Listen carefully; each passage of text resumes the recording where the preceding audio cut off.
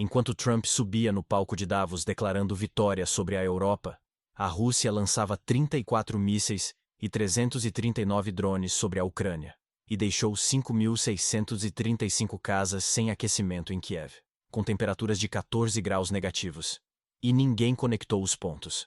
A traição de Trump em Davos não foi cancelar as tarifas. Foi forçar a Europa nos braços da China e da Rússia. E o reflexo disso já chegou no Brasil. O FMI acabou de cortar nossa previsão de crescimento para 1,6%. Enquanto isso, a Índia propõe ligar as moedas digitais dos BRICS para esmagar o dólar. Deixa o like e se inscreve no canal, porque o que aconteceu em Davos pode ser o início do fim da Aliança Ocidental. Vamos começar pelo que Trump apresentou como vitória. Ele disse que estava cancelando as tarifas de 10% sobre 8 países europeus: Dinamarca, Noruega, Suécia, França, Alemanha, Holanda, Finlândia e Reino Unido, e que havia fechado um acordo sobre a Groenlândia com o secretário-geral da OTAN, Mark Rutte, e apresentou isso como triunfo pessoal. Mas quando você olha os detalhes, não existe acordo nenhum. O que Trump chamou de acordo é exatamente o mesmo direito que os Estados Unidos têm na Groenlândia há décadas, e que a Dinamarca vinha publicamente tentando explicar para ele há semanas. Traduzindo, Trump criou uma crise artificial. Ameaçou virar o poderio militar americano contra a Dinamarca, um membro fundador da OTAN. Humilhou aliados históricos. E no final, aceitou exatamente o status quo que já existia. E chamou isso de vitória. Mas o estrago estava feito. Porque nos dias anteriores, Scott Bessent, secretário do Tesouro, atuou como mensageiro das demandas de Trump. E insultou sucessivamente a Dinamarca, Emmanuel Macron e Ursula von der Leyen.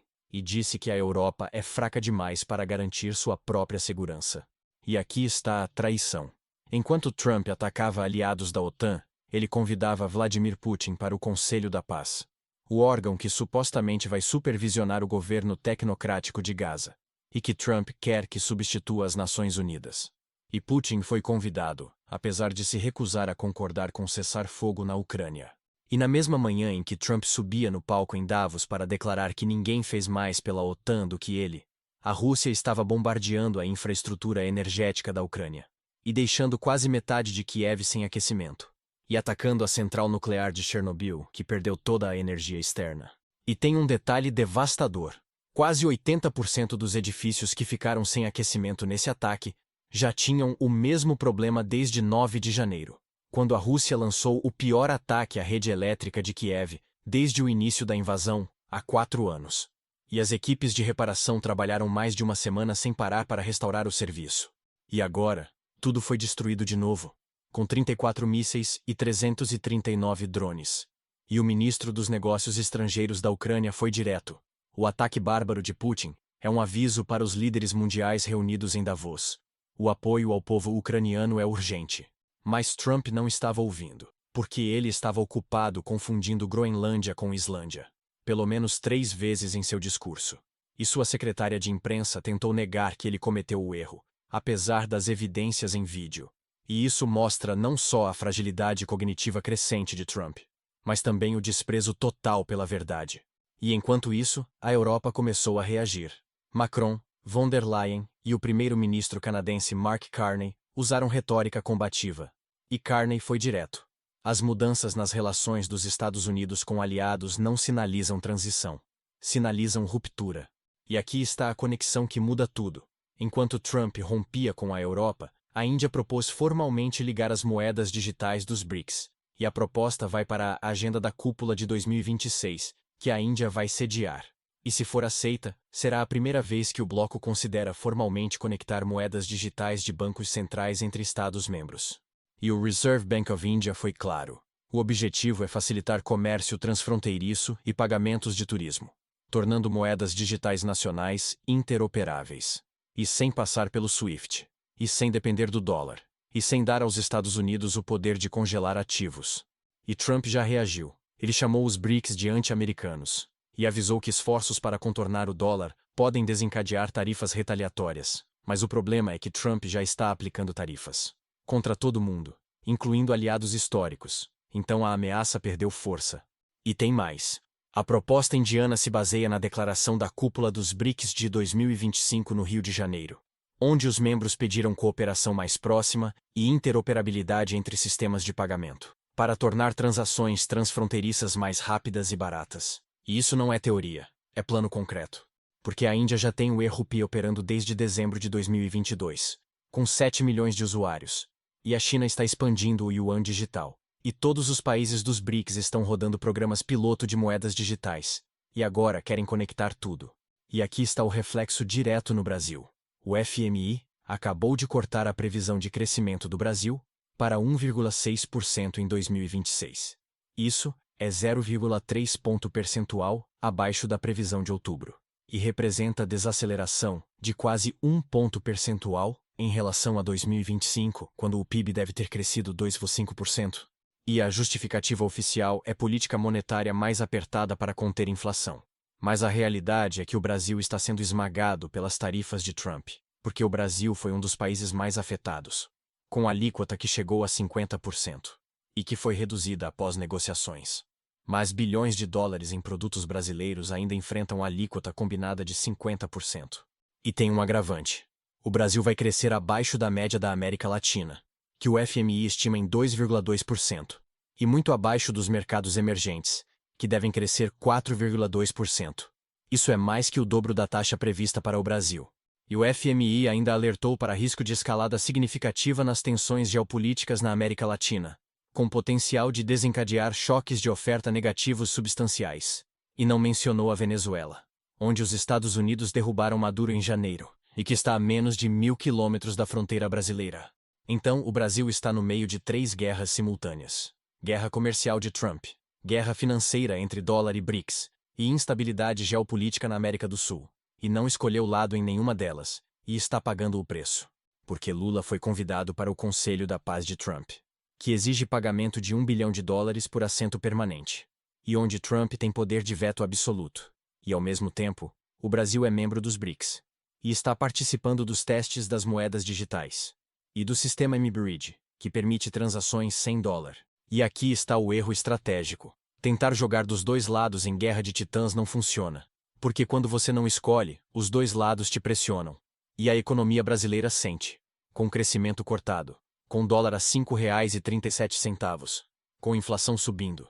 E com vulnerabilidade estrutural. E enquanto isso, Trump está acelerando a fragmentação da Aliança Ocidental sem perceber. Porque cada insulto à Europa empurra mais países para alternativas. E a China e a Rússia estão oferecendo essas alternativas. Sistema de pagamentos sem SWIFT. Moedas digitais interoperáveis. Acordos comerciais sem dólar. E tem um precedente que mostra o risco. Tentativas anteriores de Índia e Rússia de aumentar comércio em moedas locais enfrentaram desafios. A Rússia acumulou grandes saldos em rúpias com uso limitado, e a Índia teve que permitir que esses fundos fossem investidos em títulos locais. Mas agora, com moedas digitais interoperáveis, esse problema pode ser resolvido, porque a proposta em discussão inclui swaps cambiais bilaterais entre bancos centrais, que permitiriam liquidações semanais ou mensais, e gerenciariam fluxos comerciais desiguais. E isso tornaria o sistema viável de forma que não era antes.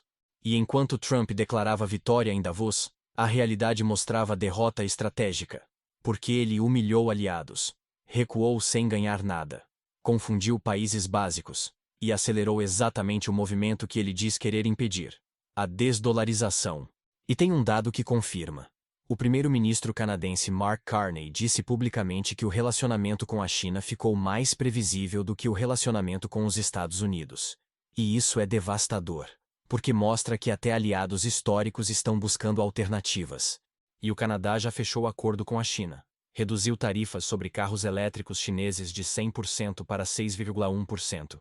E em troca, a China cortou tarifas sobre canola canadense de 84% para 15%. E já fez a primeira compra, 60 mil toneladas. E aqui está a traição final de Trump. Ele transformou Davos, que deveria ser sobre coordenação e confiança, em palco de ameaças e ultimatos. E o resultado foi exatamente o oposto do que ele pretendia. A Europa não se curvou. Ela começou a se afastar. E enquanto isso, a Rússia intensificava ataques na Ucrânia. Porque Putin entendeu que Trump está enfraquecendo a OTAN sozinho. E que não precisa fazer nada, além de esperar. e continuar pressionando militarmente, enquanto oferece a Putin assento no Conselho da Paz.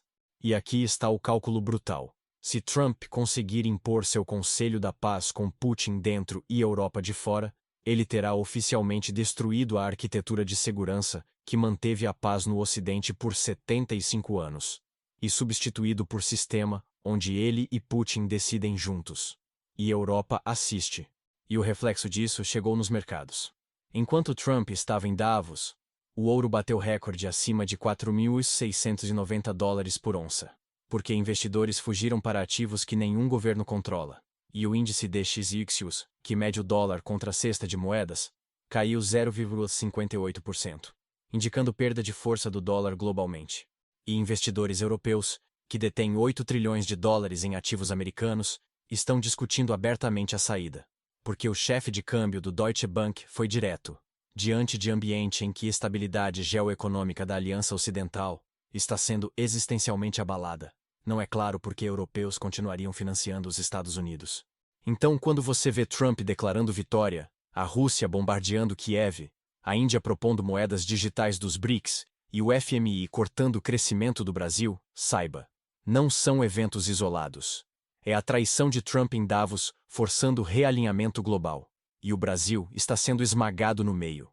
Agora me diz, você acha que o Brasil deveria escolher entre OTAN e BRICS? Ou tentar continuar jogando dos dois lados? Comenta aqui embaixo, deixa o like, se inscreve, porque o próximo movimento pode definir se o Brasil sobrevive a essa guerra de titãs, ou se vira colateral.